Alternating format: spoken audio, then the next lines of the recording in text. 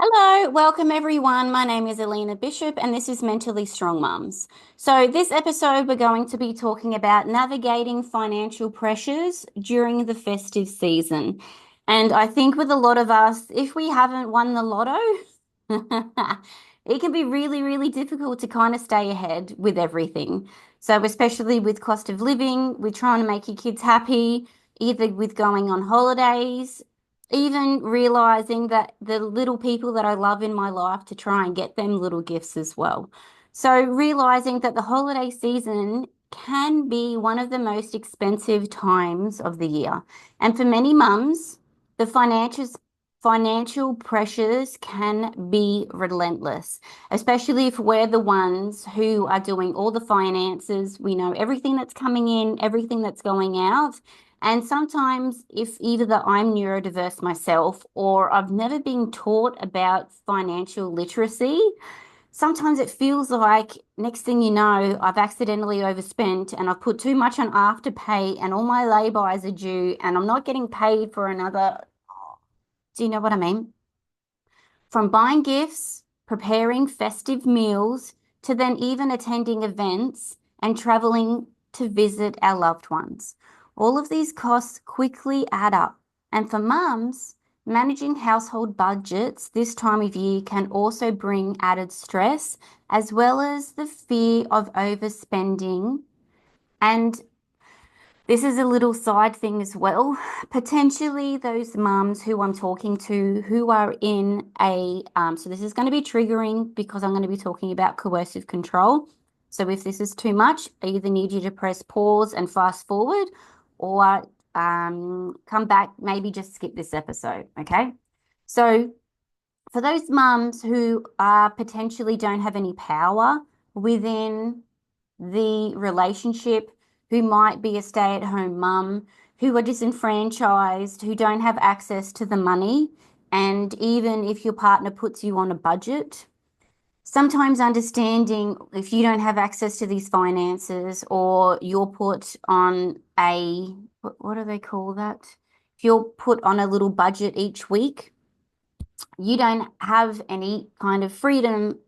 It can be very, very difficult because you don't have any authority or say within the relationship when it comes to finances. And then, especially if you yourself don't have any income because you've got little kids or your kids have disabilities and there's no one else around, you might not be in the position either to be able to work. And so then if you're in a potential relationship where there is coercive control, whether you understand what that means or whether your partner feels like they're doing the best thing for the family, it can be really, really, really difficult because it feels like you have no autonomy in the home either. Okay.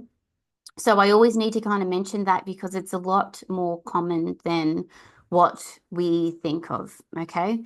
So even sometimes in the past, if I have accidentally overspent, then sometimes my partner doesn't trust me anymore, or he won't regain trust, and then he completely removes all of my access to money. And if I need any kind of money, I have to ask permission and for how much and for what for. And if I don't then get that permission, I don't get access to any money. So that's very, very important. And if this isn't for you, sometimes we know other women and other mums who are in this position as well. Can be very sad, can be terrifying. It's also feels like a lot of shame and embarrassment. How did I get into this situation? As well as feeling not good about myself because of the situation within the family and not being able to have the freedom or luxury or confidence or qualifications to be able to work, especially during those little time during the day when the kids go to school. Okay. So beyond the immediate expenses, the financial strain over the holidays can then often spill into the new year. I think they call that a financial hangover, right? Leaving families burned out with this excessive debt because of Christmas and all the expectations, right? So obviously there are so many surveys that show Australians rack up an average of over $3,000 in holiday related credit card debt, right? And so for mums who are often the ones potentially that managing these expenses, it can also create a heavy emotional toll. All right. Also, that guilt. We're eating baked beans for the next couple of weeks because I can't afford anything else. Right. Hope you enjoy your toys, kids. So, in this episode, we're going to explore strategies to be able to reduce this financial stress, be able to plan a holiday budget and what that looks like, as well as creating meaningful celebrations without breaking the bank. So, because the best parts of the holiday season don't come with a price tag, your kids are going to convince you otherwise, but they just don't. All right. So, and especially for me as a young mum, and when I first started figuring all of this out, right, I wanted to I think I must have felt a lot of guilt with my kids because of the way that they were, and they weren't diagnosed with the things and how I was burnout. And I needed to feel like I wanted to overcompensate in a lot of different ways, right? So, because of that insecurity and inadequacy within myself, I then tried to overcompensate, even tried to manifest whatever that looks like, right? But ended up buying these gifts for everyone. All the food, kind of fancy stuff. It was on Afterpay, my credit cards, as well as lay-bys. So it wasn't until the new year and January that I realized I was like in this drunken haze and this anxiety fueled couple of weeks where my panic just kind of made all of these uncomfortable and irrational decisions. And now I've woken up, right, and realized what have I done? And I've got so much debt, and it's going to make me at least 6 months be able to kind of pay everything back. You know what I mean? So, especially because I am neurodiverse, sometimes when you put things on Afterpay, in my mind, it doesn't exist. Do you know? And so the stress of paying off that debt cast a huge shadow over the start of the new year and taught me a really, really hard and valuable lesson that the holiday shouldn't come at the cost of my own financial security. And I've only done that once, and I've made a promise to myself that I would never do that again. But that was my fault because it was fueled by my panic, my anxiety, my insecurities, and my feelings of inadequacy to overcompensate. And because I was so anxious and overwhelmed, I then wasn't thinking clearly and doing things that I shouldn't have done, right? Obviously, since then, I've adopted a more intentional approach to holiday spending. I've got a separate savings account in my bank, and each week I put a certain amount in that savings account, and whatever's in it at the end of the year, I then divide between family members, and that's what that looks like. So at least that's our savings. And I've also got a separate savings and a separate account for holidays. So one's for gifts and Christmas, and then the other one's on holidays. And so knowing how much money we get per year and then dividing how much all of your bills are and then what's left and then dividing that into different segments. So I've got a whole budgeting situation on my website, supportivetherapy.com.au. So you're free to download that, which is really, really helpful because it's just a free budgeting thing and I use it all the time, right? You're free to either print it out or copy and paste it. And every tax time, because everything goes up every year, we just kind of amend that, right? So even on Christmas Day, figuring out how I can pay things with flybys or even with Woolies rewards, and then kind of budgeting that as well. And that's a huge, huge help for me, right? So this shift has not only reduced financial stress, but has also made the holidays more authentic and joyful. And because I've also gone to therapy, right? I'm a psychology graduate, clinical social worker. A good therapist gets therapy. I was able to go to therapy and understand what was going on for me, and I healed and resolved my own inadequacies with that. And so that's why that doesn't happen anymore, right? So we can obviously all understand with all the research, there is a survey by Finder that revealed 41% of Aussies experience financial stress during the holiday season. All right. That was me when I didn't know how to budget. I'm still putting in me lotto, waiting for that as well to come along. So one day. With many relying on credit cards, afterpays, all of these traps to be able to cover the costs. And you know what? Sometimes if we're like scrolling on Facey, Instagram, TikTok, whatever it is, and it comes up with an ad for to purchase something, sometimes if they're dodgy scams, take your money as well as you purchase something and it never arrives, right? So the average holiday related debt exceeds 3 grand, $3,000, and it often takes months and months to repay. Financial strain isn't just a budgeting issue. For me, it's a mental health concern. So studies show that financial stress can lead to anxiety, depression, relationship strain, okay, especially for mums who often feel the weight of responsibility for managing all of the household expenses, especially if you are the CEO, mum, right? So, psychologists emphasize the importance of planning ahead, setting boundaries with spending, as well as focusing on non-material aspects of the holiday. So, maybe baking. If you're not even a baker, get one of those, you just packet mixes, do it in, turns out to be gingerbread. Here you go. Do you know what I mean? Research also suggests that involving children in budgeting and decision making can teach valuable life skills and reduce the pressure on parents. Okay. Christmas comes around every single year. It's not a surprise. So, how can you be forward thinking every year, get your budget or whatever that looks like to be able to mentally prepare? And that's why we're mentally strong, right?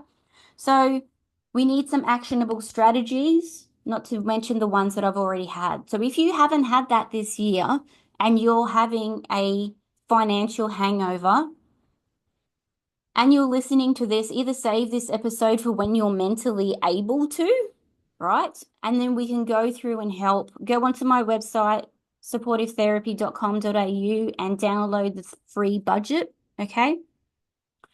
Two, you can create your own holiday budget. So write down your anticipated holiday expenses. Who are you buying for? What gifts, even if how many people am I buying for? Is it 5? So then I want to spend an average of $50 per person, right? What does that look like? Food, travel, decorations, and you can set a spending limit in each category, right? Even hoarding during the year and having a whole box.